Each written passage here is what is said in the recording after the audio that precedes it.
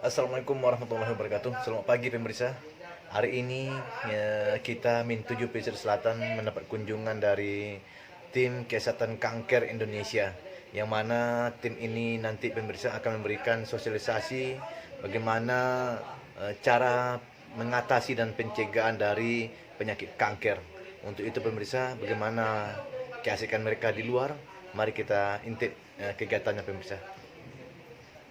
Normal. Jadi Bapak Ibu, sel kanker ini sudah ada di tubuh kita masing-masing. Saya, Bapak Ibu ada sel kankernya, tapi sifatnya masih normal. Ya, ada penyebab nanti faktor yang memicu menjadi tidak normal ke abnormal. Ya. Dan kanker ini berawalnya dari tumor. Tumornya terbagi dua lagi. Ada yang bersifat jinak dan ada ganas yang berbeda. Kalau tumor jinak pertumbuhannya lambat. Misal Bapak Ibu ada benjolan di punggung, di tangan, dimanapun itu, benjolan ini sudah lama. Karena tidak terlalu menyakitkan, karena masih jinak, dianggap sepele. Nah, maka diubek, nak sakit, dibiarkan saja. Nah, ini yang kita khawatirkan, berubah sifat, dia menjadi ganas kemudian hari, lah jadi kanker namanya Bapak Ibu. Nah, yang awalnya ketek menjadi gadang kalau tidak ditangani. Dan sel kanker dia bisa berpindah-pindah ke bagian tubuh lain melalui pembuluh darah selama sudah bermetastasis seperti ini gambarnya. Agak silau Pak kalau di lampu Pak. Iya. Mungkin lampu listrik seperti ini. Ini awalnya satu. Itu yang saya katakan dari awal di bermetastasis. Awalnya satu karena dibiarkan bertumbuh ke bagian lain melalui pembuluh darah menjadi banyak, lah bermetastasis. Ini juga tumbuh di bagian pundak. Ini juga namanya lipoma. Ya Bu ya, lipoma itu tadi cairan berupa lemak yang masih jinak. Tumor bisa juga tumbuh di mata seperti ini. Ya Bu ya, ini juga lipoma, ini pengangkatan tumor ke kanker tadi. Nah, pengangkatan seperti ini saya kalau tidak menggunakan BPJS harganya itu kalau umum Bu ya 3 sampai 5 juta. Makanya saya katakan dari awal, kanker kok kantong wak kering di Bu karena biayanya cukup besar. Ya Bu ya. Ini pengangkatannya berupa gumpalan daging sudah dikeluarkan. Sekarang kita masuk ke faktor pemicunya. Apa penyebab kanker ini? Kok bisa orang kena kanker? Apa faktornya? Yang pertama adalah genetik atau keturunan. Jadi Bapak Ibu, kankernya adalah penyakit keturunan. Kalau sudah ada silsilah dari keluarga kita, kakek, nenek, ibu, bapak, atau kakak adik kita sudah pernah terkena kanker sebelumnya, beresiko kita, anak cucu kita pun juga terkena. Karena dia bersifat genetik atau keturunan. Namun kanker tidak menular.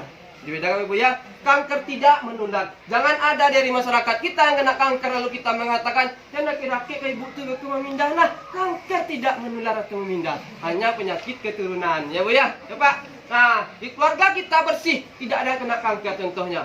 Ibu, kakak, kakek semua nggak ada, bersih semua nggak ada kena kanker. Tiba-tiba kita kok kena. Kan bisa begitu. Ada faktor lain yang memicu, yaitu kimia dan fisika. Kimia ini polusi udara Pak Ibu. Contohnya asap pabrik, asap kendaraan. Di SMP. Nah, guru tersebut kena kanker, anaknya masih usia 8 bulan. Karena suaminya perokok berat. Kadang dengar nih Pak Ibu ya, kalau merokok udah kayak ibu hamil. Jadi usahakan kalau merokok bagi yang perokok kan susah berhentinya.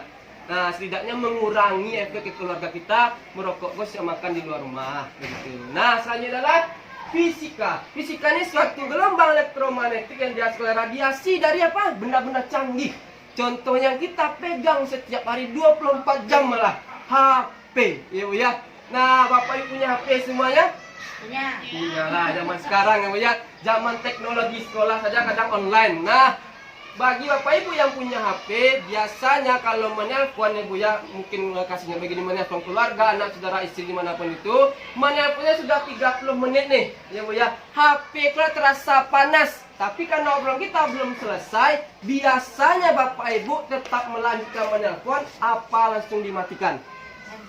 Melanjutkan, betul sekali. Kebanyakan melanjutkan ya Bu ya, karena obrolan kita belum selesai. Gangguan tadi ya Bu ya. Nah, inilah kebiasaan kita yang salah. Karena kenapa? Kalau HP lah dalam mode menelpon nggak terasa panas, berarti radiasinya meningkat apa Ibu ya.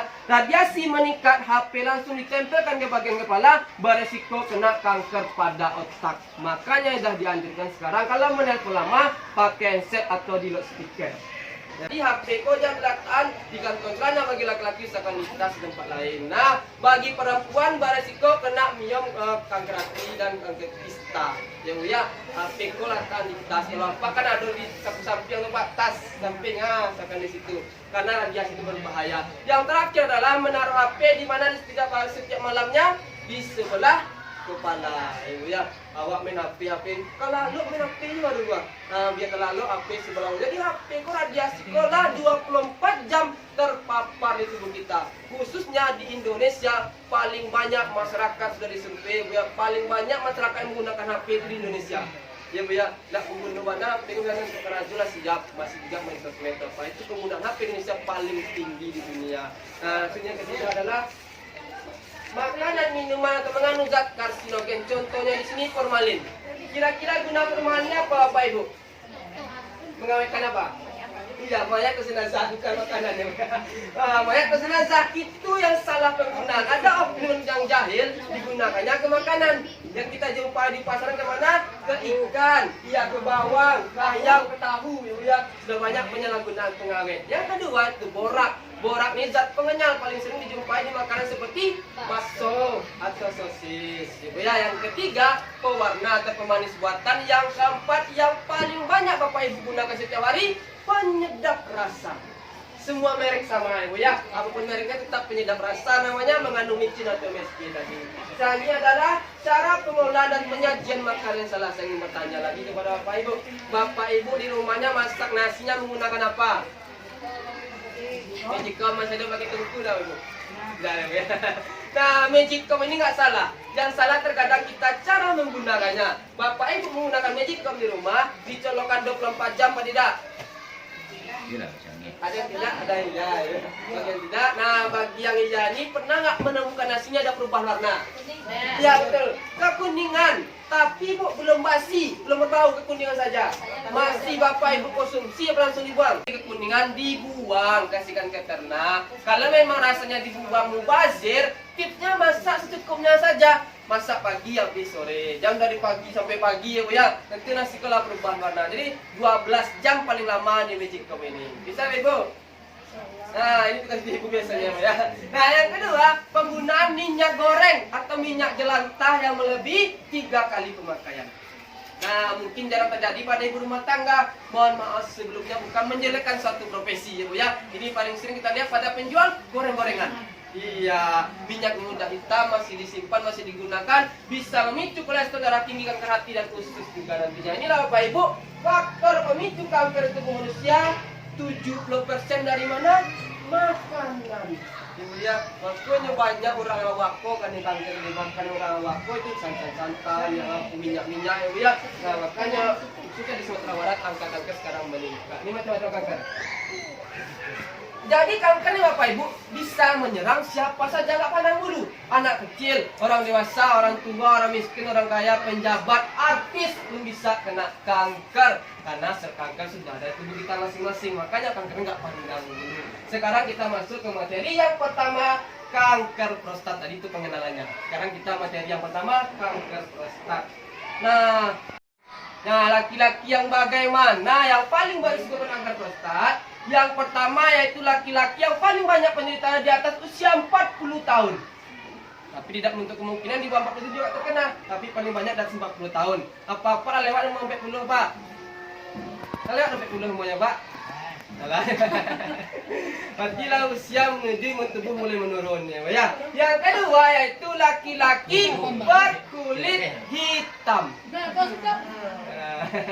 Nah, dicek suaminya berkulit hitam enggak, Bu? Ya, Bu ya, tapi jangan khawatir. Di sini maksudnya orang negro, orang Afrika. Di Indonesia kan sama matang. Yang ketiga adalah laki-laki yang pekerjaan atau profesinya sering mengangkat beban berat seperti petani atau maupun buruh, ya Bu ya.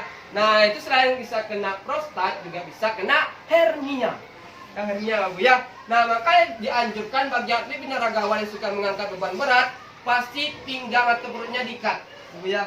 ada pengambil pinggang khusus tuh Pak. Maksudnya kalau bahasa awalnya turun paruh gitu orang supaya tidak keluar dari dengan ototnya dari perut kita. Maka kalau petani itu dianjurkan juga mengikat perutnya supaya tidak kena hernia tadi.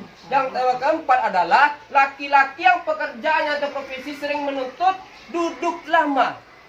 Seperti supir, tukang ojek, penjahit, pegawai bank atau bapak gurunya yang mengajar duduk saja, mager gak malas berdiri. Ya, mengajar duduk tadi, duduknya paling lama 1 jam, seling berdiri. Kalau supir kan tidak mungkin setiap 1 jam berhenti ya lebih loh sampainya. Maka supir itu paling banyak karena kanker prostat. Yang terakhir adalah ini tugas ibu-ibu di rumah. Mohon maaf sebelumnya, ini laki-laki yang sering menunda-nunda atau menahan hasrat seksualnya. Nah, dibagi ibu tunggu di rumah, perhatikan suaminya lagi. Jangan dibiarkan menahan terlalu lama, harap disalurkan saja karena bisa berisiko pada prostat. Ya Bu ya. Nah, ada pun tanda gejala kalau mau bar kecil kurangannya prostat apa-apa di rumah dicek ya Bu ya. Kalau ada merasakan seperti ini enggak? Yang pertama, buang kecilnya sudah mulai sering tapi tidak tuntas, menetes-netes ke orang saban-saban sawahnya. Ya Bu ya. Yang kedua, mulai sakit area pinggang, selangkangan, area punggung mulai terasa nyeri, yang lebih parah air pipisnya bercampur darah. Istilah medis mengatakanlah hematuria. Ya Bu ya. Cara pemeriksaannya mudah, lihat di gambar seperti ini. Nah, ditentukan ya Bu ya. Tangan seperti ini, tangan kiri Bapak periksa di rumah. Suaminya diajarkan juga. Tangan kiri Bapak mengepal, tapi berdiri, jangan duduk. Berdiri, lepas ikat pinggang. Ini pemeriksaan dini namanya kanker prostat. Lepas ikat pinggang, melihat ke jam. Tangan kiri mengepal, diletakkan di sini di bawah prostat pas atas kelamin. Masalah di hari-hari. Ya. Nah, tangan kanan mendorong, ditekan selama 2 menit. Kalau terasa sakit, itulah menuju arah ke sana tanda gejalanya. Ya. Tapi ya ciri-cirinya, cara pemeriksaan awal dininya. Nah, kalau tidak sakit, alhamdulillah sehat.